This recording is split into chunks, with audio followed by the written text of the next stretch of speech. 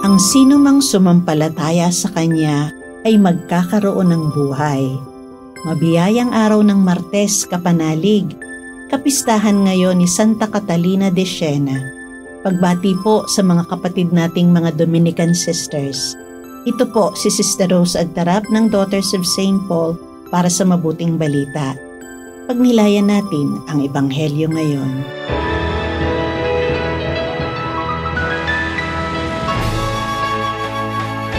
Sinabi ni Jesus kay Nicodemo, "Huwag kayong magtaka, dahil sinabi ko na kailangan ninyong isilang mula sa itaas. Umiihip ang hangin saan man ito ibig, at naririnig mo ang ihip nito. Subalit hindi mo alam kung saan ito galing at kung saan papunta. Gayon nga ang bawat isinilang sa Espiritu." paano po pwede ang mga ito?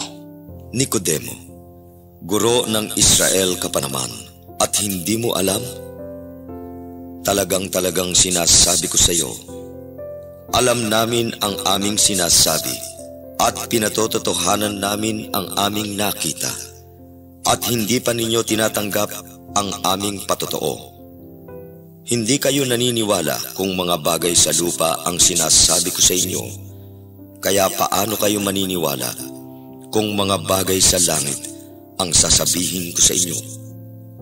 Walang umakyat sa langit maliban sa bumaba mula sa langit, ang Anak ng Tao.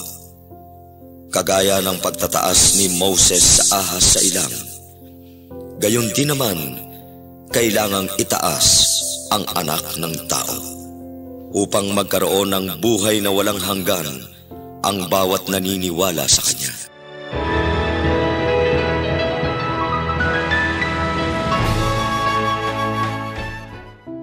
Paano ba maging born again?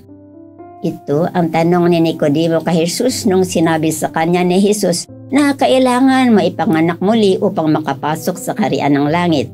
Hindi ito maintindihan ni Nicodemo dahil physical na kapanganakan ang iniisip niya, samantalang spiritual na kapanganakan sa pamamagitan ng tubig at ng espiritu ang tinutukoy ni Jesus. Sa pamamagitan ng pagkamatay sa krus at muling pagkabuhay na muli, binibigyan tayo ni Jesus ng buhay na walang hanggan. Ganyan tayo ipinanganak na muli, hindi sa laman kundi sa espiritu. Sumasampalataya tayo dahil itong sinabi ni Jesus. Idinagdag niya, hindi mo nakikita ang hangin pero nararamdaman mo ito.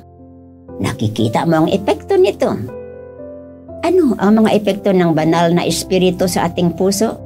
Kagalakan, kapayapaan, pag-ibig, lahat ng positibong damdamin. Pero ang masamang espiritu ay nagdudulot ng lungkot, galit, selos at iba pa. Hindi natin alam o makukontrol kung saan at kailan dumarating at umaalis ang Espiritu Santo. Kailangan nating matutunan ang mga galaw niya sa ating buhay at sa lipunan. Ano ang mga puwersa na gumagalaw? Kaya ba nating kilalanin ang pagkakaiba ng paggalaw ng Espiritu Santo sa makamundong espiritu? Kapag meron tayong planong gawin, sumangguni ba tayong lagi sa banal na espiritu? Pinakakinggan ba natin ang mga bulong niya sa ating puso? Sabi ni San Pablo, huwag ninyong saktan ang kalooban ng Espiritu Santo. Kapag hinayaan nating pangunahan tayo ng Espiritu Santo, nakikiisa tayo sa mga gawa ng banal na espiritu. Kahit saan tayo magpunta, dadalhin natin ang bango ng kabanalan. Mga kapanalig, maraming salamat po sa inyong suporta sa aming misyon. Subscribe, like, share, and follow Paulines sa aming social media accounts. Patuloy po kaming ng inyong tulong upang maipagpatuloy ang programang ito.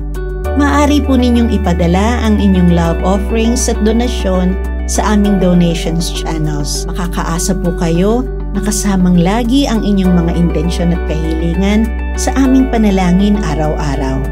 Ito pong muli si Sister Rose na nag-aanyaya sa inyong manalangin. Sa iyong pagkabuhay muli, Panginoong Hesukristo, binigyan mo kami ng bagong pag-asa at pinalalim ang aming pananampalataya. Panibaguhin mo kami upang masigasig naming maipalaganap ang mabuting balita ng may kagalakan at kapayapaan. Amen. Alleluia.